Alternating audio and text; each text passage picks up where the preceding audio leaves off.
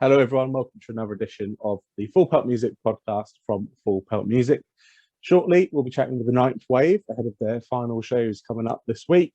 But before then, the usual reminders with myself. If you would, please do follow us on social media. We are on Facebook at Full Pelt and on Twitter and Instagram at Full Pelt Music. And if you would also, please do hit that subscribe button, hit that like button, wherever you are watching. Welcome everyone to the Full Pelt Music Podcast. We're delighted today to be joined by Haydn from the Ninth Wave. Thank you, Haydn, for joining us. How are you today? Yeah, I'm good. Yeah, how are you? Yeah, no, we're delighted to have you on. Obviously, your second album, Heavy Like a Headache, is coming out this week, so you must be very excited about that. What should listeners expect from that album? They should expect something different. It's pretty different to all of our releases that we've done in the past. Yeah. There's a lot of like elements that make us what we are still there, but there's definitely a lot of new stuff happening around this album. Yeah, you guys have actually produced it yourselves, haven't you? What was the creative process like for you heading into this album compared perhaps to your previous releases? It didn't change that much in terms of like actually writing the album. We all like the songs have always been written like solo, and then they'll get brought into the band, and then we'll all sort of pick it apart and build it back up again. So in that regard, it was the same as what we've always done, really. And then the only difference was we just had nobody there to tell us if we were being shite or not. So yeah, make of that what you will. Yeah, and I'm assuming you're obviously delighted with the product that you're going to be putting out there and the work you've done. Yeah, we're really happy with how it turned out. Because obviously, like, it's the first with the Happy Days EP that we put out a couple of years ago. We self-produced two of the songs on that,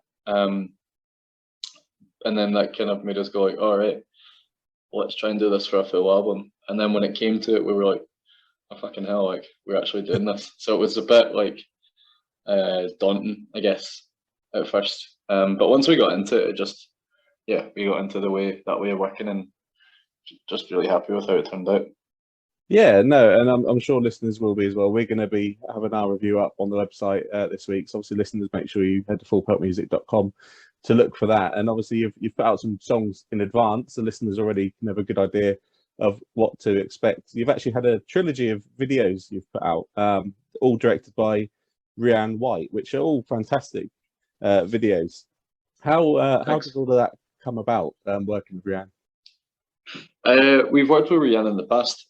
She did a music video for us on one of the tracks in Infancy, a song called Half Pure. And yeah, we hadn't really talked much since then, but she did a couple of videos for Lucia and the Best Boys, and just because Rihanna was like working with them, it sort of we got more sort of chatting again, and then that's basically how it happened. Yeah, but we fucking love what she does. She's a really nice person to work with, and the way that she does things is really cool. So yeah, it was a fun experience doing those videos. We did all three videos in 2 days. Wow! So it was quite. Was it 3 days? 2 or 3 days? I can't remember. Yeah, it's impressive. Either way, yeah. It was. Yeah, it was. Intense. Yeah, no, definitely. Obviously, listeners need to head over to YouTube and watch the videos because they're all very unique, but they do, kind of fit together well as a trilogy, which I think is very good. How much input did you have into the concepts behind each video? To be honest, not a lot. We kind of just said to her, like, here's the songs, here's the words, this is what the songs are about, and then just let Rihanna sort of do what she does best and come up with those 3 videos. We're really, really chuffed with how they turned out. She did an amazing job, and everyone else that worked on the videos as well. our pal Detroit and Colette. They've got their own clothing line, or clothing company rather, called Candy Couture. They styled us for the videos. So yeah, it was a lot of nice people all working together to make those videos. Yeah, and the final product is great. Works really, really well. And another video you've recently put out. You've put out your latest single, "Hard Not to Hold You." So first of all, talk to us about the song. What is the song about? That song was written maybe like, oh my god, it's like 3 years ago now. Okay. Yeah. It's I guess the song is quite upbeat, but I guess the subject matter is not the cheeriest. But yeah, the video for it as well, we wanted to sort of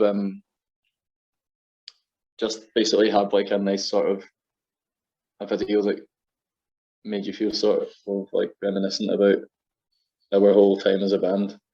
And watching it back, it kind of like had a little bit of a lump in my throat, because it was nice to watch, but I was also like, oh man, it's like, yeah, I guess it's in the context of where we are now as a band, it's a little bit sad. But yeah, no, it's a nice video. It is, yeah. And like you say, obviously, for anyone listening that isn't aware, obviously it's a poignant video because obviously you recently announced that you're going to be going on an indefinite hiatus as a band after you play some final shows. So I guess the question would be at this point, why have you chosen this time to go on that hiatus? I mean, this is the thing that we've all been sort of thinking and saying in other interviews as well, is like when we announced the hiatus, we got a wee bit of a, not a shock, but we were just like, oh fuck, like people are sad about this, but because we made this decision to go on hiatus, like we finished recording this album over a year ago, and it was just after that we kind of had the discussion. So we've known that this is what's going to be happening for like the best part of a year. So yeah, kind of when we announced it, we were like, oh man, we didn't really think about what the reaction would be to this, because it just sort of felt normal to us at that point, like that's what's just happening.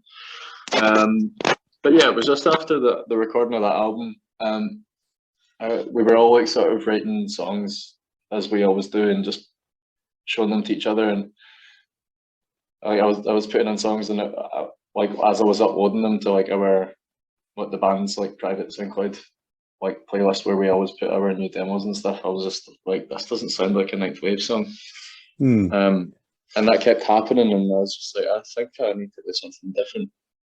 And then I sort of like went to the rest of the guys and we had a chat, and everyone was sort of on the same page. It was kind of like, it wasn't exactly a shock to any of us that's what we would do next. I guess like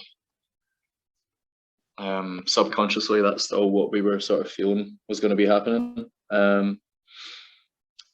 It's not the fact that we're going on hiatus and ending things. It's not really a sad thing for us, because we're all going on to do stuff that we want to do and that we want to put time and effort into.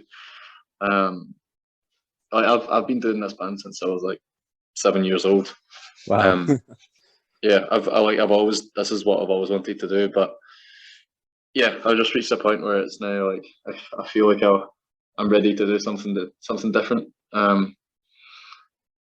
So yeah, we're all very excited for the future.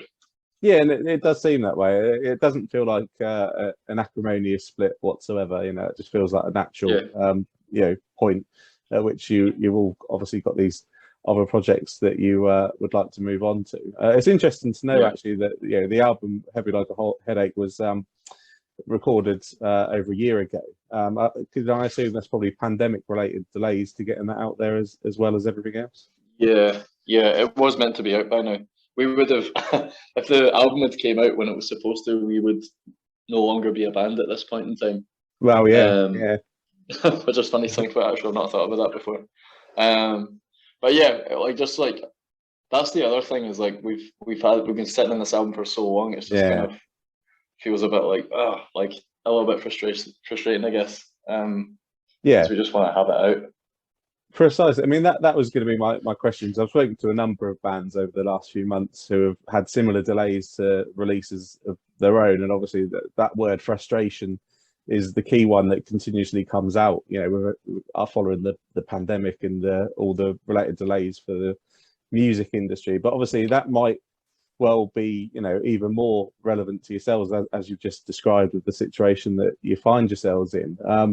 But another interesting question that I've been asking bands as we've discussed this point, obviously, is when you've got a collection of songs, an album sitting there, is it quite hard not to go back to those songs and tinker with them? Because I know a lot of musicians, find that difficult not to. No, I've never wanted to do that.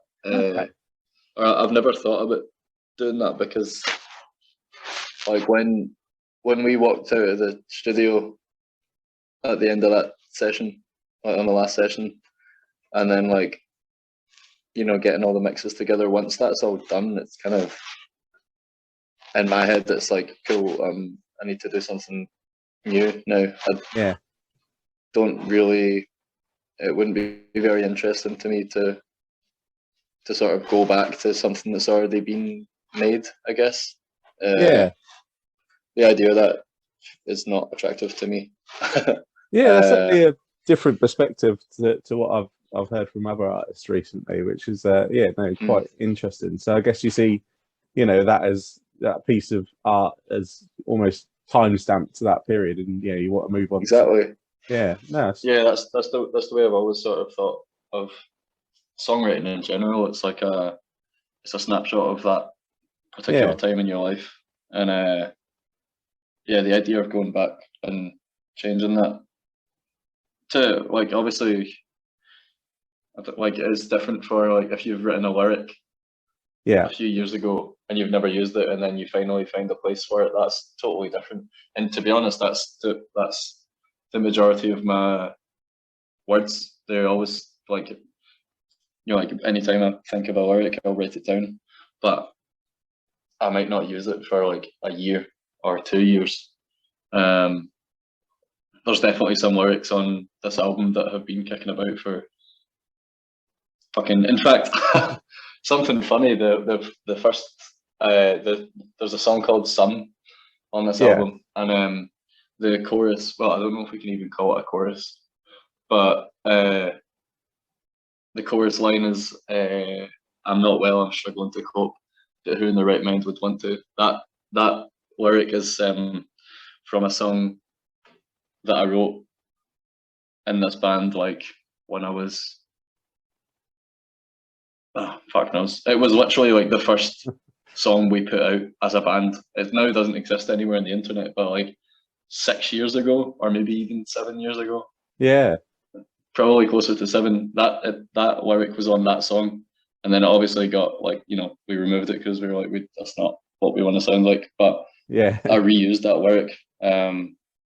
So that is different. But I wouldn't ever want to go back and change like any of our recordings or anything like that. That is interesting to hear. So there's a kind of mindset from some people that songs are living creatures and they can evolve over time. But I guess this is the obviously opposite of that mindset, and I quite like the idea that a song is a snapshot from a certain period of time. It's definitely quite interesting to me, and really interesting to hear as well, obviously, about the recycling of lyrics. And I was thinking, if a tree falls in the woods and no one's there to hear it, does it make a sound? Well, if the song doesn't exist on the internet in 2022, I guess that song never existed in the first place. So it's, exactly. Really, really interesting, Haydn. So you guys have obviously got your final shows coming up this week. You're going to be playing in Manchester, London, and a sold-out hometown Glasgow show for yourselves. Two questions around the shows. Has it sunk in yet that these are potentially going to be your final ever shows? And what should fans expect from the shows? I don't think it has fully sunk in yet. We've like like the thought of we've got 2 more rehearsals before we play Manchester, and knowing that we're only going to be in the studio 2 more times is quite a weird thing to think. And then I think when we play those gigs, especially Glasgow, because it will be the very last one, it's going to be weird standing on the stage and going through the set, and with each song we pass, we'll know that we'll probably not play that ever again. It's going to be weird. And the set list is, there's a lot of stuff in the new album, obviously, but then there's also some songs that we haven't played live for a while. Has it been quite hard, obviously, to pick that set list? Yeah, I mean, it wasn't. There's certain songs that we know that we're like, nah, we can't, we won't play that. That's not really who we are anymore. But then, there was definitely some other songs that were like, what do we do here? When it came to choices like that, we just thought, what's going to be better live, and what are people going to enjoy more? It's a good set list. I think it's 14 or 15 songs. It's quite a long set we're doing, so it's going to be good. I'll have to build that stamina up ready. So over on our sister podcast, the Discover New Music podcast that we do, where we feature a lot of up and coming young artists from around the world, we have a segment called Setlist Science. Obviously quite interesting to yourself, talking about what sort of songs are going to work live there. So the question we tend to ask on that podcast for that segment is, do you have any set rules when you're building the set list? How much importance do you put onto the curation of that set list? No, we don't really have any set rules. We just sort of, I don't know. Well, for this set list, we were kind of like, right, we should probably play at least one song from every release that we've done. So all the EPs, the album, the Happy Days EP, and then obviously quite a bit from this new album. But no, we're not really any rules. No, well, I say it's obviously sounds in a really interesting set list for these 3 shows. So people listening to the podcast, lucky enough to be listening ahead of the shows, do make sure you try and pick up a last minute ticket and get to one of these shows, because they are going to be obviously very special. You've obviously had a really good career over the last 6 years, I'd like to think. Looking back obviously at that montage from the video for Hard Not to Hold You, and obviously just reflecting on your career to this point, obviously feels a good situation for me to ask you the career highlight question. What highlights would you pick out from your career to this point? I think out of everything we've done, just thinking about the fact that we've been able to write and record and release 2 albums is quite enough of an achievement in itself for me. Anyway, if I was a wee boy wanting to be a rock star, the dream thing you always want to do is go on tour and release an album, and just those 2 simple things, to us now, I guess it feels normal, but not everyone gets the opportunity to do that, and with we've been supported by the Stellar Records, our record label, the whole time, and because of that, I guess we've been able to do some things that I would have always wanted to have done. So I'm just happy that we've actually been able to have the opportunity to do that. Are there any particular live shows that pop straight into your head when I mention live shows that you think would be a highlight? the whole of the last tour we did in November was pretty special because it was obviously the first bunch of gigs we'd done in like almost 2 years. And yeah, some of those shows I was just like smiling the whole way through the set. Yeah, I'd say that tour is probably it's definitely the best bunch of gigs we've ever done, the best tour we've done. Yeah. No, well, it's been really lovely speaking to you, Haydn. So obviously you guys are going to be going your separate ways. Are there any particular projects that listeners should be watching out for? I'm just about to start my own thing. I'm going under the name Last Boy. I've just booked my first gig to like sort of launch it all. And I've been writing so many songs for that over the last year. So that's going to be exciting. You should sign up to my mailing list. You can find that on my personal Instagram because it's going to be the people on the mailing list that hear stuff first.